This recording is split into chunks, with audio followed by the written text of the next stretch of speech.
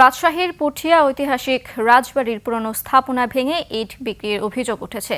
প্রত্নতত্ত্ব অধিদপ্তরের নিষেধাজ্ঞা অমান্য করেই চালানো হয়। পরে প্রশাসনের হস্তক্ষেপে তা বন্ধ হয়। শাহরিয়া লিওনের ক্যামেরায় রাজশাহী বিভাগীয় প্রতিনিধি বদরুল হাসান লিটনের তথ্যে ডেস্ক রিপোর্ট। ভিটামিন ই ও সি সিরাম 8টি প্রাকৃতিক অয়েল সমৃদ্ধ লিলি সিরাম অয়েল, যা চুল পড়া কমায় মাত্র 30 দিনে। রাজশাহী শহর থেকে প্রায় 30 কিলোমিটার দূরে ঐতিহাসিক পুঠিয়া রাজবাড়ি। চৌহদ্দির ভেতরে বড় শিব মন্দির ও দোল মন্দিরের মাঝামাঝি স্থানে থাকা দ্বিতল এই ভবনটি রাজপরিবারের দারোয়ানরা থাকতেন।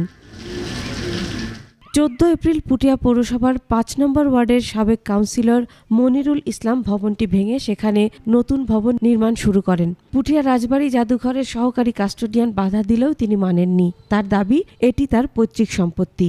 যখন ভাঙে তখন ভূমি অফিস থেকে নিষেধ করেছিল যে এটা ভাঙানো যাবে না। কিনা অবস্থায় তার দলিল রেকর্ড অনুযায়ী 68 এবং 72 মানে সিএস এবং এস এর আরএস রেকর্ড তাদের নামে। পাকিস্তান আমলের অথবা ব্রিটিশ আমলেই কিনেছে বহু বছর থেকে। ওই যখন অর্ধেক ভাঙার পরে তখন প্রশাসন এসে তাকে মানা করে।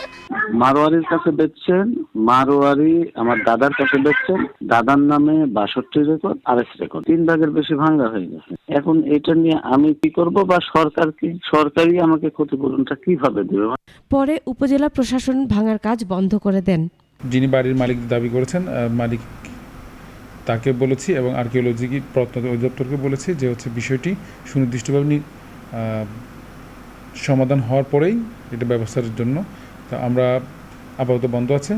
প্রত্নতত্ত্ব অধিদপ্তরের কর্মকর্তারা জানান, কোনো স্থাপনার প্রত্নতাত্ত্বিক মূল্য থাকলে সেটি ব্যক্তিগত মালিকানাধীন হলেও সংরক্ষণযোগ্য।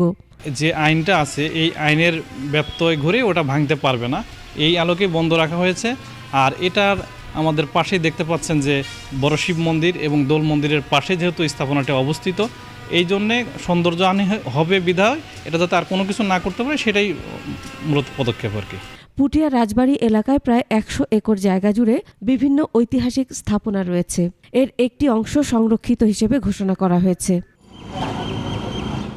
Masum আলিসা, desk report, 21 television.